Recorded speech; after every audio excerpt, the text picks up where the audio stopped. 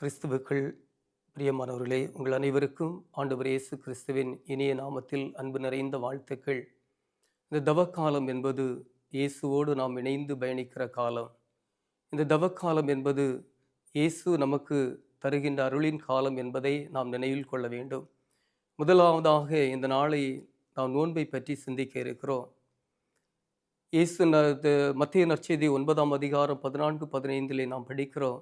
அங்கே சொல்லப்பட்டிருக்கிறது, கடவுளுடைய வார்த்தை சொல்கிறது, யோவானின் சீடரும் பரிசேயரும் சிலர் வந்து இயேசுவிடம், நாங்கள் நோன்பிருக்க உங்கள் சீடர் மட்டும் ஏன் நோன்பு இருக்கவில்லை என்று சொல்லி. இந்த நோன்பு என்பது என்ன? உண்மையான நோன்பு என்பது என்ன? உணவு முறைகளை நாம் தவிர்ப்பதும் சில உறுத்தல் முயற்சிகளும் மேற்கொள்வதுதான் நாம் உண்ணா நோன்பு என்று கருதி கொண்டிருக்கிறோம். இயேசுடைய பணிவாழ்வின் தொடக்கத்திலும் அவர் தூய ஆவியினால் பாலைவனத்தில் அலகியால் சோதிக்கப்படுவதற்காக அழைத்து செல்லப்படுகிறார். அங்கே 3 விதமான சோதனைகளை ஆண்டவர் இயேசு எதிர்கொள்கின்றார். முதல் நிலையானது, அலகியானது இந்த கல்லை அப்பமாக என்று சொல்கிறது. ஆண்டவர் இயேசு அதை வென்றார். அவ்வாறே தான் ஏதேன் தோட்டத்திலும் அந்த ஆதாம் ஏவாளுக்கு ஒரு சோதனை வந்த பொழுது அவர்கள் அந்த சோதனையில் விழுந்து போனார்கள். ஆனால் கடவுள் அந்த சோதனை எல்லாம் வெற்றி பெற்றார் என்றால் கடவுளுடைய வல்லமையை அவர் பெற்றிருந்தார். எனவே இந்த நாளிலும் கூட இந்த நோன்பின் அடையாளமாக கடவுள் நமக்கு ஏராளமான அருள் வளங்களை தருகிறார். எத்தகைய நோன்பை அவர் நம்மிடத்தில் எதிர்பார்க்கிறார் என்றால், ஏசாயா 58ஆம் அதிகாரம் 6வது இறைவார்த்தை சொல்கிறது, நுகத்தின் தடைகளை எல்லாம் அவிழ்த்து விடுவதும், கொடுமை தலைகளை எல்லாம் அவிழ்த்து விடுவதும் நான் விரும்புகின்ற ஒன்னா நோன்பு என்று சொல்கிறார். இந்த சமூகத்தில் விழுந்து போன மனிதர்களை நாம் அவரோடு சென்று அவர்களை தூக்கி விடுவதும், அடிமைப்பட்டிருக்கிற மக்களை அடிமை வாழ்விலிருந்து அழைத்து வருவதுதான் உண்மையான நோன்பு என்று சொல்லப்பட்டிருக்கிறது. அப்படி என்றால் இந்த உறுத்தல் மூலமாக கடவுள் நமக்கு தருகின்ற அந்த அன்பின் கொடைகளை இந்த சமூகத்தில் ஒடுக்கப்பட்ட மக்களோடு நாம் பயன்படுத்த வேண்டும்.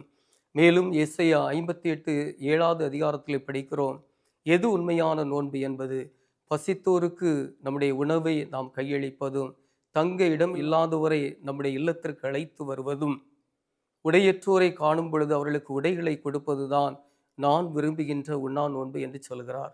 இன்றைய சமூகத்தில் எத்தனையோ மக்கள் பசியோடு வாழ்ந்து கொண்டிருக்கிறார்கள். அவர்களுக்காக நம்மிடம் இருப்பதை நான் பகிர்ந்து கொடுக்க வேண்டும். உடையின்றி வாழ்கிற மக்கள், எத்தனையோ மக்கள் இந்த சாலை ஓரங்களிலும் வீதிகளும் மனநோய் பிடித்து நல்ல உடையின்றி அலைந்து கொண்டிருக்கிறார்கள். அந்த மக்களுக்கு நம்மிடம் இருக்கிற நல்ல உடைகளை நாம் பகிர்ந்து கொடுப்பதும், இந்த எத்தனையோ மக்கள் தங்கும் இடமில்லாமல் வீதிகளிலும் தெருக்களும் வாழ்ந்து கொண்டிருக்கிறார்கள்.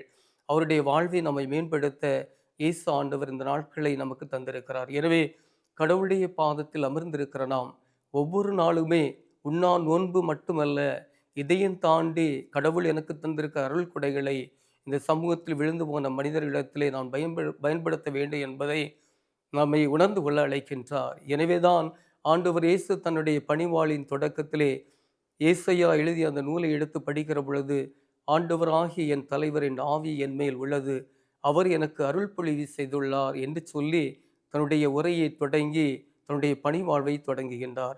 எனவே இந்த நோன்பின் பயனாக கடவுள் ஏராளமான அருள் அடையாளங்களை நமக்கு தருகிறார்.